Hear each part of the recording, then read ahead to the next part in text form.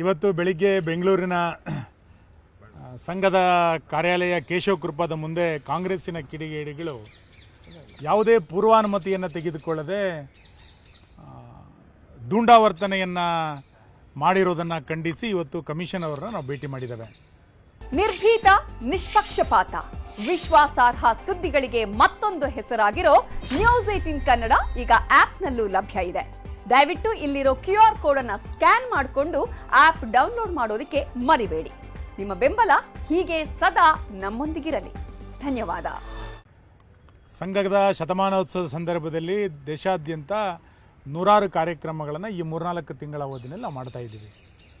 ಇಂಥ ಸಂದರ್ಭದಲ್ಲಿ ಕೇಶವ ಕೃಪಾದ ಮುಂದೆ ಕೆಲವು ಜನ ಬಂದು ಗೂಂಡಾವರ್ತನೆಯನ್ನು ಮಾಡಿರುವಂಥದ್ದು, ಪ್ರತಿಭಟನೆಯ ನೆಪದಲ್ಲಿ ಅವಾಚ್ಯವಾಗಿ ಘೋಷಣೆಗಳನ್ನು ಕೂಗಿರೋದನ್ನು ನಾವು ಯಾವುದೇ ಕಾರಣಕ್ಕೂ ಸಹಿಸಲಿಕ್ಕೆ ಸಾಧ್ಯ ಇಲ್ಲ ಅನ್ನುವಂಥ ಎಚ್ಚರಿಕೆಯ ಮಾತನ್ನು ಪೊಲೀಸ್ ಕಮಿಷನರಿಗೆ ಇವತ್ತು ಹೇಳಿದ್ದೇವೆ. ಯಾರು ಪೂರ್ವಾನುಮತಿಯನ್ನು ತೆಗೆದುಕೊಳ್ಳದಲ್ಲೇ ಬೆಂಗಳೂರಿನಲ್ಲಿ ಪ್ರತಿಭಟನೆಯನ್ನು ಮಾಡಬೇಕು ಅಂತಂದಾಗ ಅದಕ್ಕೊಂದು ನಿರ್ದಿಷ್ಟವಾದಂಥ ಸ್ಥಳ ಇದೆ ಮತ್ತು ಅನುಮತಿಯನ್ನು ತೆಗೆದುಕೊಳ್ಬೇಕು. ಯಾರ ಅನುಮತಿಯನ್ನು ತೆಗೆದುಕೊಂಡಿದ್ದೀರಿ?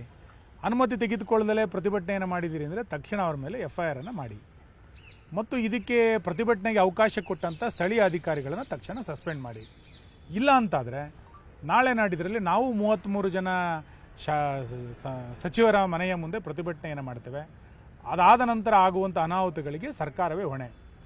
ಒಂದು ರೀತಿ ಸರ್ಕಾರಿ ಪ್ರಾಯೋಜಿತವಾದಂಥ ಪ್ರತಿಭಟನೆಗಳನ್ನು ಮಾಡೋದಕ್ಕೆ ಕಾಂಗ್ರೆಸ್ ಇವತ್ತು ಕುಮ್ಮಕ್ಕನ್ನು ಕೊಡ್ತಾ ಇದೆ. RSSನ ಬಗ್ಗೆ ವಿನಾಕಾರಣ ಟೀಕೆಗಳನ್ನು ಮಾಡಿದರು. ನೀವು ಮಾಡಿ, ನಾವು ಅದರ ಬಗ್ಗೆ ನೆಮ್ಮದೇನಿಲ್ಲ.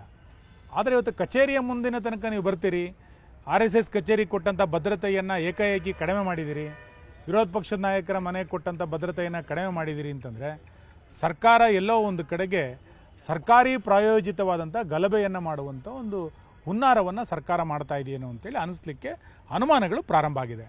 ಹಾಗಾಗಿ ಕಮಿಷನ್ ಅವರಿಗೆ ಮತ್ತು ಸರ್ಕಾರಕ್ಕೆ ನಾನು ಎಚ್ಚರಿಕೆಯನ್ನು ಕೊಡ್ತೇನೆ. 24 ಗಂಟೆ ಒಳಗೆ ತಕ್ಷಣ ಆ ಪ್ರತಿಭಟನೆಯನ್ನು ಗೂಂಡಾವರ್ತನೆಯನ್ನು ಮಾಡಿದಂಥವ್ರ ಮೇಲೆ FIR ಅನ್ನು ಮಾಡಬೇಕು. ಇಲ್ಲ ಅಂತಂದರೆ ನಾವು ರಾಜ್ಯಾದ್ಯಂತ ಎಲ್ಲ ಮಂತ್ರಿಗಳ ಮುಂದೆ ಪ್ರತಿಭಟನೆಗಳನ್ನು ಮಾಡಿ ಅನಾಹುತಗಳಾದರೆ ಇದಕ್ಕೆ ಸರ್ಕಾರವೇ ಹೊಣೆ. ಇದಕ್ಕೆ ಅವಕಾಶವನ್ನು ಕೊಡಬೇಡಿ ಎನ್ನುವಂಥ ಮಾತನ್ನು ಕಮಿಷನರ್ಗೂ ಹೇಳ್ತಾ ಇದ್ದೀವಿ, ಮಾನ್ಯ ಗೃಹ ಸಚಿವರಿಗೂ ಕೂಡ ಹೇಳ್ತಾ ಇದ್ದೀವಿ. ನಿರ್ಭೀತ, ನಿಷ್ಪಕ್ಷಪಾತ, ವಿಶ್ವಾಸಾರ್ಹ ಸುದ್ದಿಗಳಿಗೆ ಮತ್ತೊಂದು ಹೆಸರಾಗಿರುವಂತ ನ್ಯೂಸ್ 18 ಕನ್ನಡ ಈಗ ಆಪ್ನಲ್ಲೂ ಲಭ್ಯವಿದೆ. ದಯವಿಟ್ಟು ಇಲ್ಲಿರುವ QR ಕೋಡ್ ಅನ್ನ ಸ್ಕ್ಯಾನ್ ಮಾಡಿಕೊಂಡು ಆಪ್ ಅನ್ನ ಡೌನ್ಲೋಡ್ ಮಾಡೋದಕ್ಕೆ ಮರಿಬೇಡಿ. ನಿಮ್ಮ ಬೆಂಬಲ ಹೀಗೆ ಸದಾ ನಮ್ಮೊಂದಿಗಿರಲಿ. ಧನ್ಯವಾದ.